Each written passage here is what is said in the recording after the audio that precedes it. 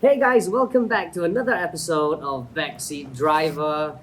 You're with me, Julian, and together we have two very talented presenters with strong opinions, and that is Idris and Jonathan. And today we are going to talk about something that's very close to our hearts, something that we can all relate, and that's the top three cars we want to own, if of course money wasn't an option. So yes, Idris, what's your number three? Yes, but before I get to that, I think it's quite funny that we are stuck with only three cars if we had all the money in the world. Because if I had all the money in the world, I'll probably be living in a GCB somewhere in Singapore with 10 car underground garage. But yes, okay, three cars, okay? And I have chosen. They're not ranked in order, by the way. I love all these three cars. And for the third car that I sort of must have to own, if I had all the money in the world, is a Ferrari 550 Maranello or 575 Maranello. If I were going to be specific, it will be in Argento Nürburgring, which is silver, and red interior, and also a manual gearbox. The gated manual gearbox, you have to have that. Even though it came with a F1 style gearbox, manual gated, very good stuff. The Maranello to me was sort of the first car that really got me, because back then there were really nice exotic cars like the Ferrari F355, the Lambo Diablo SV. Very beautiful cars, but they didn't really catch my attention until the Maranello came out. And I remember as a kid, I told myself, this is a Ferrari that I have to get. And it's very interesting because it's the first Ferrari which looked very good in anything but red. And I like that a lot because it's a little inconspicuous, silver to me. And I love the idea of a Grand Tourer-esque kind of Ferrari with the engine up front, powering the rear wheels. You know, this has a 5.5 liter in the 550 and 5.7 in the 575. But they're incredibly rare now in Singapore. I think in the last few years, I've only seen one, and that was a 575, and it was in silver. So probably it's gone through one COE renewal cycle. So I did a little bit of research and calculated the costs for road tax on the 575 after COE renewal, and get this, it costs $10,000 a year for road tax. It's insane. Wow. Yeah, but if I had Oh, man. all the money in the world, it wouldn't matter. 575, 550 Maranellos, the best Ferraris to me. What you guys think?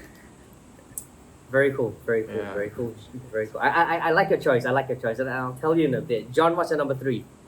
Well, my list has taught me that I don't care much for super luxurious cars. I mean, it does have supercars, but it doesn't have like the type of Rolls Royce or Bentley or type of cars. After I finished my list, I realized, oh, hey, actually there are no Japanese cars on my Okay. list. Yeah. Right. Yeah, this morning I woke up and I thought, should I put the Evo 9 in? Nah, my list has no space for the Evo 9.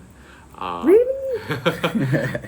Really? Yeah, my Come list on, has to do more with sentimentality and also maybe a bit of the story behind the cars. Okay, so anyway, my number three is a Lamborghini. I bumped into a Lamborghini. I think when you mention Lamborghini, a lot of times the first car that comes up is the Countach, because it was the first model that really went into the very angular attack mode style of Lamborghinis. But I would give my pick to the Lamborghini Miura, because the Miura. Nice. Good choice. Nice. Yes. Classy Excellent choice. huh? Yeah, it- very elegant, very elegant. It is, I think, the world's first supercar, because it's the first supercar that placed the engine in the rear mid portion of the car and rear wheel drive in a two-seater layout. And from then on, all supercars kind of followed that formula. And also, when it was made, it was the fastest production car of its time. and that's just very cool. And aside from being fast, it really looks beautiful, and it almost didn't get made in the sense that Ferruccio Lamborghini, when he wanted a new car, he didn't want a supercar. You know, it was the designers that in their spare time decide that, oh, you know, let's just design something that looked cool and looked fast and drove fast using the V12 engine. And when they presented the designs to the boss, surprisingly he liked it. So I kind of like that. Yeah, Lamborghini has always had tumultuous times, I think, in throughout its history. But the Miura, I think, is a very good choice. P400, very good looking car, I think. Yeah. Very, very nice. I think it's an excellent choice. Excellent, John. Excellent. I think I wish I had taken the car almost, but I think I have to stick to my list. And my number 3 actually is I would say it's quite close to what Idris chose for his number 3 as well. It's an Italian Grand Tourer. My number 3 I would really love to have in my garage is the Ferrari 612 Scaglietti. Yes, good Yes, choice, Grand I Tourer. love that. I mean, you call it the 612 spaghetti, but you know how it is. I hope I'm pronouncing it Yes, I call it correctly. the 612 Scaglietti. Yeah. A lovely 2+2 coupe Grand Tourer. I mean, it feels very special because I would like to drive from one state to another in a Ferrari Grand Tourer. I mean, you know that you don't have to have like a Bentley Grand Tourer, or you don't need to have a sedan, or you don't need to have, I want to have a 5.7 liter V12, $10,000 a year road tax if I can. Car that can drive me from one state to another in class, in style, in a little bit of arrogance, if I may. But here's the thing, I have a slightly different preference from you, Idris, which is I would like my Ferraris to be red in color. I think the 612 looks fabulous in red. Okay, 2 colors actually. I would like it to be in red or the dark blue. I don't really know what the dark blue Ferrari signature color name is called, official name. I wouldn't have it in yellow, I wouldn't have it in silver, but I would have it in red and dark blue. I think the dark blue is just beautiful. These colors are just made for Ferrari. Yeah, and I think it's still offered today. I think it's called Pozzi Blue. I'm not too sure. I don't know, man. It's Yeah, like but a damn it's a very difficult nice car. name to Very nice pronounce, car. man. But anyway, there you have it. That's my number 3. Idris, what is your number 2? So, my number 2, very hard choice. It was a different car earlier this morning, 3 a.m. I decided to change it. It was a Volkswagen Golf R32. That was a very special car, but I still felt that car was sort of disposable. It's not exactly something that, it's a bit hard to find and all that kind of stuff anymore. Okay. So, Okay. I changed it to the Subaru Impreza 22B STI. Now, to me, rallying and WRC were sort of the first motorsports events that I watched on television. I remember coming back from school and turning on AXN and watching WRC recaps. Now, I think Shaz can agree with me on this. But the 22B STI wasn't really in rallying when I first started watching it. In fact, the famous people behind Impreza at the time were, Colin McRae and his co-driver Nicky Gris. Both of them were in Ford when I started watching. So it was the next generation of WRC cars when I sort of got into the whole WRC thing. But the 22B STI has really represented the greatness in rallying, I feel. It was purpose-built by ProDrive, and it's so different from the base STI at the time, the Type R. So it was a very interesting time in rallying, and I think the 22B STI really sort of represents that. And only 400 were made, for homologation purpose. And there's a story that I've heard on the interwebs, which said that one actually fell off a ship, a container ship, during shipping. So technically there's only 399. But I think but I don't know if Subaru has ever actually officially confirmed this. This was sort of, in forums back then in the early 2000s, people were saying stuff like that. So don't know whether it's true or not.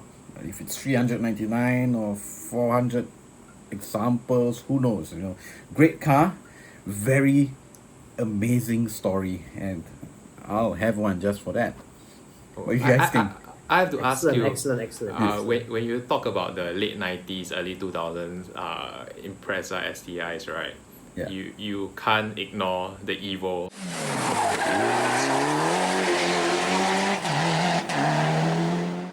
So why didn't you pick the Evo 6? Well, the Evo still looked like an Evo at the time. This was the late 90s era. But the 22B STI was very different from the car that came before. It had wide body. It was purpose built for the rally, really. Okay. It wasn't just a model where they sort of adapted to it. It still had the chassis of an Impreza, but it was wild in almost every other way. Okay, I gotta interrupt you guys. In all honesty, I swear to God, the 22B was actually my second choice as well. And I was thinking about it, and I said, you know what? Nah, not good enough. Not good enough. If I only can only choose three, 22B is not good enough. So No, wow. I almost had it. So I have to say, brilliant choice. Idris, brilliant, very brilliant. At least it's here. And yeah, John, I'm a Subaru guy, to be honest. Yeah, so Okay. biasness Okay. is there for that generation of cars. So There you have it. yeah. Okay. John, what do you guys? Okay, my number 2 is like I said, I'm into sentimentality, and it's a car that has to do with one of my favorite movies, and it is the DMC-12, or people know it as the DeLorean, or the Back to the Future car. Well done. Yeah. There's one in Well, Singapore, I think. John, I have to say, like, your choices of cars are the types of cars that I wish I actually chose. I mean, but that's excellent choice. Well done. Okay, that's a very cool car. Very cool, very desirable car. Yeah, and yes, you're right, Idris. I think there's only one in Singapore. And coincidentally, almost 10 years ago to this day, that means about 30th May 2010, I saw it in Great Wall City and I took a photo of it. Wow. Yeah, so I'll put that photo up for you guys to see. Exactly 10 years Nice. ago. Yeah, 30th May, because I posted it on Facebook, then I went to check my memories. Wow. Yeah. Okay. I mean, I knew the car from the movie, and when you start Yeah. to go and research about the car, then you realize that, there's actually quite a epic story behind how the car was made. So the car, the DeLorean, is actually the name of the owner of the company, John DeLorean. DMC Yeah. stands for DeLorean Motor Company. Yeah. And so, I mean, DeLorean's story is outrageous. When he was with GM, he was one of the most successful executives there, and he was responsible for designing some of the most iconic cars, like, if I'm not wrong, the Firebird. And at the height of his career, that's when he thought he needed to come out and make his own car, and that's what he did.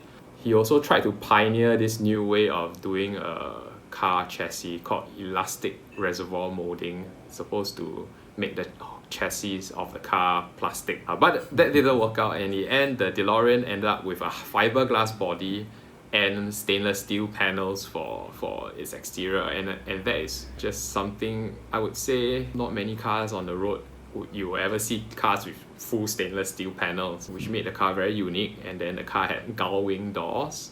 But it's it's a great story. I think anybody who is into cars should just go and Google a bit about a DMC DeLorean.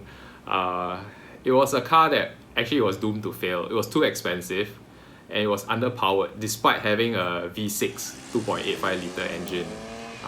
It only produced 130 horsepower. Okay. And there were a lot more cheaper cars out there. And when it was made, Back to the Future was not made yet. So this car was just like, but it was a movie that made it popular Okay, well done, afterwards. well done. Yeah. But Very cool. But I think after the movie also, it wasn't not many people really wanted the car. I remember that particular DMC in Singapore, when it was sold for a very small amount of money, I think. And Okay. only recently, I think the price sort of shot up for the DMC. But yeah, quite an interesting story about DMC. Yeah, they've gone through a lot of troubles. Yeah, it's very hard to maintain because of the stainless steel panel. If you dent it, normal cars, when you dent it, you can hammer out and then paint over it. Yeah. But for the stainless steel, you can hammer it, but what can you paint it with? You can't paint it with stainless steel. So it's very hard to maintain the exterior. Yeah. That's a good point. That's a good point. Yeah. All right.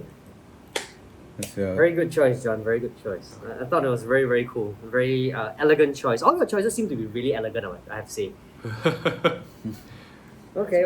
Well, my number two is somewhat special. I know that I always say that I would love to have the GTR 34 in my garage. I would love to have the R34. To me, the R34 is the epitome of what a Nissan GTR Skyline should always be. It looks good. I mean, it's just very streamlined looking, very coherent sheet metal. It doesn't look overly done like the R35, but yet it squats and really deserves the Godzilla moniker. Yeah. But in all honesty, I feel that it isn't as desirable as my number two choice, which is the R33. Yes! Yes! R33 is the best. I think the R33 is a very understated, highly ignored for some reason car. Maybe it's just in Singapore, I don't know. I mean, the R32 is alright. I think it looks a bit weird, but I think the R32 was available in Singapore at sgCarMart for a while in used car.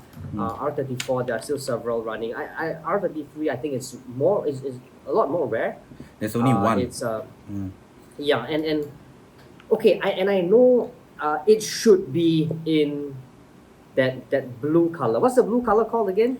Which one? The very dark blue, as in the purple, midnight purple, is it? Yeah, was it a purplish bluish color? I can't remember. Yeah. But anyhow and anywho, this color should well be in silver. I think that gun metallic pearl silverish color. I don't really know what name it was called, but I actually went up close and personal in Japan before with an R33 in that particular silver, and it just blew my mind. I said this is the car to have, the V-Spec. It is the one that is I remember there was one in black, pearl black or something, and another in gun metallic, and I fell in love with the metallic one instantly. I thought it was a perfect front engine all-wheel drive car you can ever have. If I can't remember correctly, I think it was a 2.5 or 2.6 liter, right? Or was it a 2.8? 2.6 or 2.8 liter. I can't remember, but I'm a bit, and I think then it was a 5-speed manual. Yeah, I think so.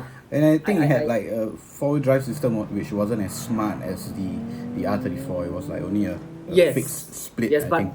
Yeah. I think that's perfectly fine. So yes, there you have it. That's my number 2 R33. I'm so happy that you chose the R33. It's a great car. It's my favorite car out of the Skyline range, to be honest. I'm not a big fan of R34, R32. I do like those cars, but the R33 was so special to me. I don't know why. I think it was maybe when I was of age and started liking cars. When you talked about the Skyline GTR, that was it. It was the R33. And in midnight purple, that was, to me, the ultimate. No, but I think it's because of how the front end looks. It doesn't look too 35-ish. Doesn't look overly Godzilla-ish. Yeah. It's sort of slanted down instead of being so squarish, if memory again serves correctly. But and the front splitter, the front end isn't so downward 90 degrees. It sort of have a diagonal sort of design in for aerodynamic purposes, and it sort of just looks very timeless. Yeah. And I think one of the reasons why the R34 to me, while I love the car, would love to have the car as well, but I think it's overrated, also partly because of Fast and Furious franchise. Okay, so Idris, what is your number 1? Right. Tell us. Number 1. So like I said, even though I have all the money in the world and I could buy all the cars that I want, I can only buy 3. Very sad. So the last car has to be practical, but something that I actually enjoy driving also. And the car that I've chosen is the Alpina B3 Touring. And it's the new one, the G20 base one that just only came out. Very nice. Are you serious? Car. Yeah. Why? What's wrong? Well, that just caught me off guard, man. I mean, Alpina B3. I mean, that just... It is very unlike you. I mean, it is just unlike you. You went from a 22B to a Alpina B3, man. Well, it's really all the car that you ever need, I feel. I've driven the Okay. M340i G20, current generation Yes. one, BMW. Yes. Very capable car. And Yeah. just one step up over that, there's no M3 version of the Touring, right? So the Fair enough, fair enough. M3 Touring is as close as you can get. I mean, 462 horsepower, 700 Newton meters of torque in a 3 series. 0 to 100, what? I don't know, like 4.1 or 3.9 or something like that. 3.9. 3.9, 300 kilometers per hour top speed. Absolutely ridiculous car. And yeah, I like the added practicality of a wagon, and a super fast wagon. Yes. And I think it's the best car to drive every day around town in Singapore. And I will have it debadged, by the way. I wouldn't have the sticker pack at the side and all that kind of stuff. So everything removed in like Alpina green metallic or the blue. And yeah, I don't need to tell people what I drive. No badges. Done. My everyday car. Fast if I wanted to, and very comfortable if I would just want to cruise around. And let's be honest, I can't be driving a 22B STI every single day or the Maranello. I have to have a car that I enjoy. And You could drive the 612 spaghetti every day, man. Yeah, The kid can be behind. I mean, hell, the wife can be behind too, right? yeah, but no, that just you don't really want to put miles on those kind of cars. The fair Alpina enough, is fair a car I enough, want to okay. just jump in, drive, and park anyhow, not worry about anything because it's John, debadged. Yeah. John, I'm very curious for your number one. I'm curious. You have the Lambo, you have the DMC. What is the next one? Yeah, and you corrected me on my 0 to 100. It's almost like you already have a Alpina also in your list. No. It's another car with a story, but I would say it's multiple cars because it's a series that spans across decades. I mean, it's the Ford GT. Oh wow! Yeah. Wow. Okay. I mean, the Ford GT story is just. I mean, they even made it into a movie, right? Ford versus Ferrari. Yeah. I mean, the story goes Henry Ford wanted to buy Ferrari, but Mr. Ferrari, at the last minute, decided to say no because he didn't realize that Henry Ford wanted to buy both the production side and the racing team, and he said no, and that pissed off Henry Ford, and Henry Ford decided to get back at Enzo Ferrari by trying to win Le Mans. Yes. When they made the first GT40, there's the sweetest revenge, right? The 1966 24 Hours of Le Mans, where the first, second, and third place winners were all Ford GT40s. That's just, you have to give it to them. They put their heads down, they designed something, and then it went on to really beat Ferrari soundly. So in 2005, when Ford decided to issue a production version of the car, I remember watching Top Gear and they featured the Ford GT. And that was when it sparked my interest in cars and in supercars.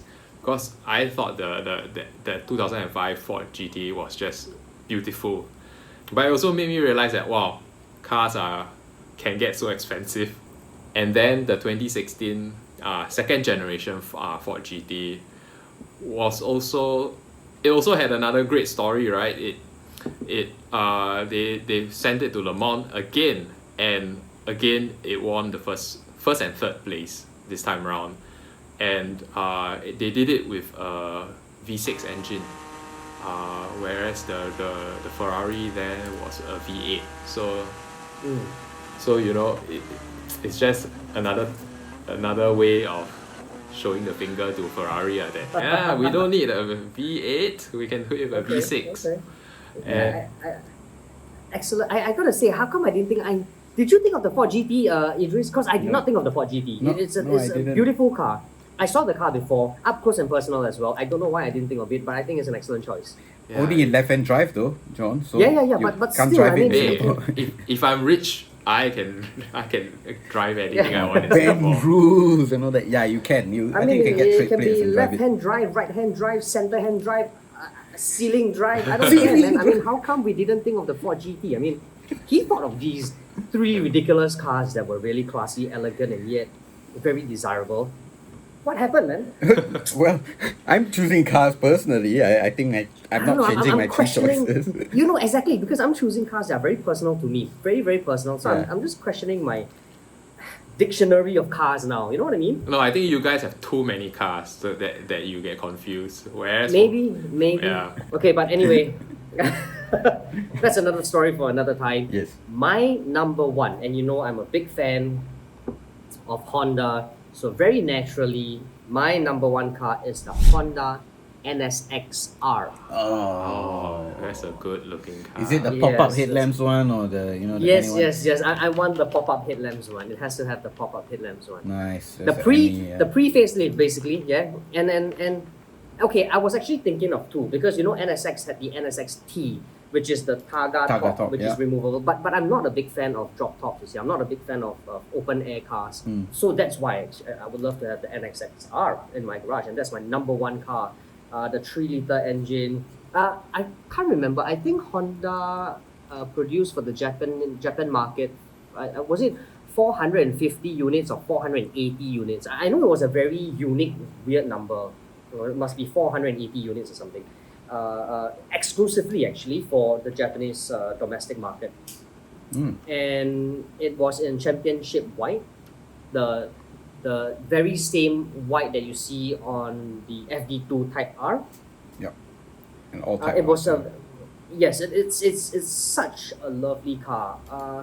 Unfortunately, I think the only NXXs in Singapore now is just the regular NXX automatic gearbox, and I think there are only 3 left in Singapore. Am I right to say that, Idris? I think you might be right. I think for the NA1 there is a red and a silver one. In fact, the What about a blue NA1 one? I think I thought owner, there was a blue one, right? yeah, the NA1 owner, I think many years ago was a neighbor down my street actually in my Oh, in my lovely. neighborhood. Okay. So I remember walking past the house and I'm like, oh wow, an NSX. That was the only time I remember seeing an NSX actually, and I saw it almost every day because it was always there. Very special car that. And speaking of NSX, I mean, who can deny the greatness of Ayrton Senna driving the NSX Exactly. through Suzuka? No, Exactly. heel and Okay. toe I with nice mean, let's dress be shoes. honest. Let's be honest. Even if I can't afford the NX, even if there isn't an NXXR, just a regular NXX would be very good, lah. Right? Yeah. I think. Yeah, we saw that. We saw that at Sepang. Remember? Oh yes. We saw that at Sepang, That and I was just telling you, man, if I have this car, I wouldn't bring it to the track because it was going to be so painful. I wouldn't want to trash my car like this. But then, of course, you guys disagreed. You guys said that if a car like this, you should be driving it like a madman. Yes. You know, these cars would just be a garage queen for me. But, well, I digress. But yes, there you have it. That is my number one, the NSXR. There we have it. I mean, I'm sorry. I feel very overwhelmed because I genuinely love this topic that we're doing today. Right? So, Yeah. so anyway, yes, guys, there we have it. Another episode of Backseat Driver. I hope you enjoyed the topic. Listening to us talk as much as we discussed our top 3 cars we would love to have in our garage if money was no option. Please don't forget to like and subscribe to our YouTube channel and also comment in the comment box below and tell us exactly what are your 3 top choices of cars you would love to have in your garage. In the meantime, thank you for watching, stay safe and be well. Time to search for 575 Maranello on sgCarMart.